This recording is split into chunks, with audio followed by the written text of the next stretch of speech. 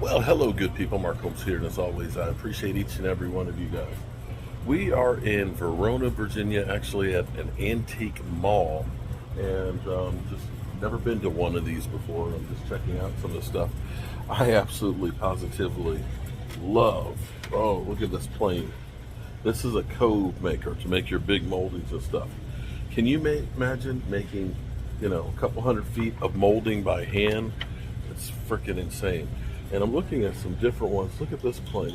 This is a corner miter. A corner planer for getting your corners truly square. Everything, of course, had to be done by hand. Old fire hose pieces. This is kind of neat too. This one is actually a spoke. So like if you're making a wagon wheel, this would be how you would go ahead and get it shaved to a point, which is real neat. Draw knives, because you would take the whole log and you'd use that to flatten it out. So like at the red brick house where we have the flattened out logs that they use for the floor, they would have used drawn knives like this to go ahead and plane them flat. A lot of real tedious work. Now this, oh man, so this is a mortise thing. This would be like for doing your tongue and groove. So like making your flooring and everything else. I would love to have some of these things, but they're not cheap. It's very, very pricey. Some big, look at that, nice gouges. Oh boy, really incredible stuff here. Love the chain. We're gonna keep looking and seeing what other kind of neat stuff that we can find in here. Wow. So here's what's kind of crazy. Besides me, is the place that had all the tools that I was just at, where I've got the drills and all that stuff. The same guy, he owns all this stuff too. And one of the things we've been talking about doing at the Red Brick House is doing a outdoor kitchen. And I said I wanted to get one of the old wood burning stoves. And look at this. Look at that. Could you imagine cooking dinner on that? Look at that. It is insane. Boom. All the heat would go right through there. And then, of course, that's your exhaust. This is exactly what I was looking for the Red Brick House. It's funny, as my wife was like, okay. But this would be cool. This is where, that's your ash pit. And this is your fire part in there. Oh, wow. This would be cool to have this and actually cook on it. My wife's looking at me like, you wouldn't want a meal cooked on this? No? You wouldn't trust it? I mean, it's not like you don't. You're not cooking. You're not going to be using any of that inside, are you? Huh? No, you put your pan on here. This is a burner. Don't have to worry about scratching it, like the glass.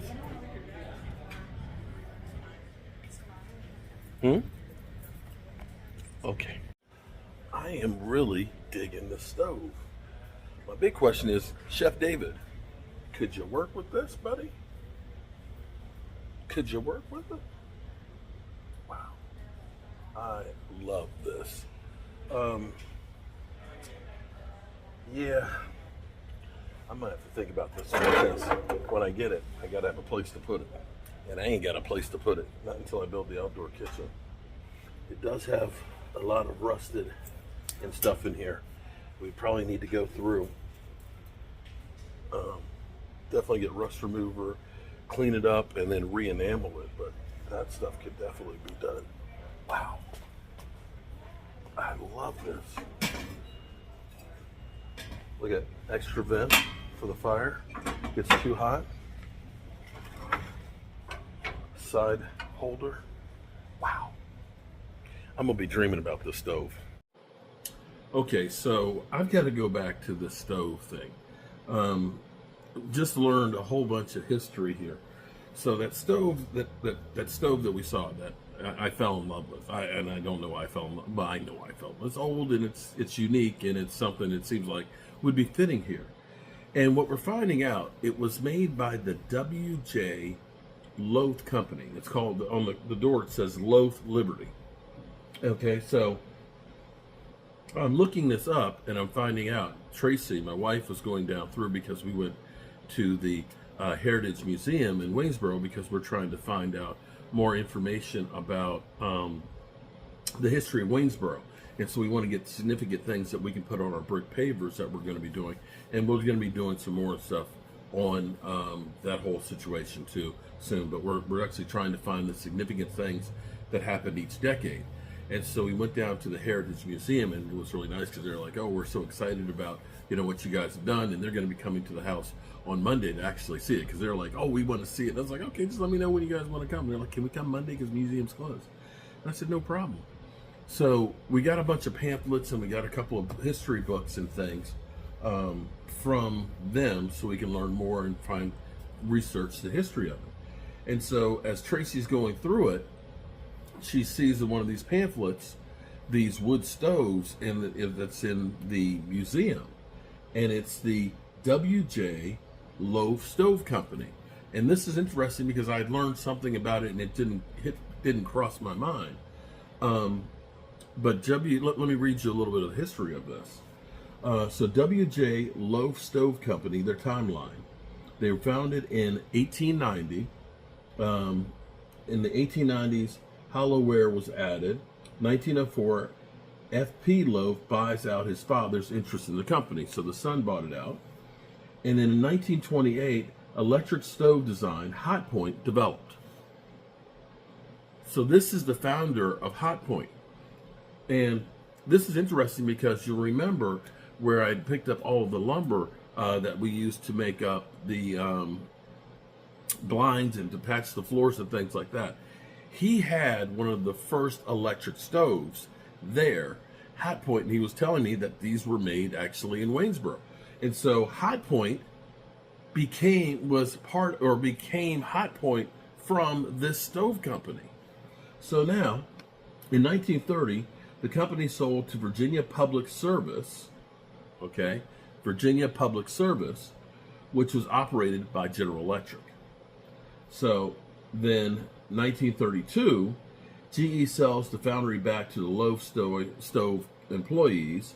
In 1938, the company begins marketing products made of brass and non-ferrous metals under the name of Virginia Metal Crafters. And Metal Crafters, which is just down the street here, is a historic landmark. And so I knew about Metal Crafters. I didn't know they started from the W.J. Loath Stove Company. So I have to get the stove. I got to go by tomorrow. I got to go pick up the stove. I just have to because this, again, goes back to the history of Waynesboro. And this is just unreal. So all of these things started from here in Waynesboro. So when you're talking about Hot Point stoves and appliances, it all started from here. GE tied in with that company. So I find it interesting. Maybe you guys don't. But the more we work in this stuff, the more we find out that it's like, wow, we're really a big piece of history. I'll catch y'all later. Peace out.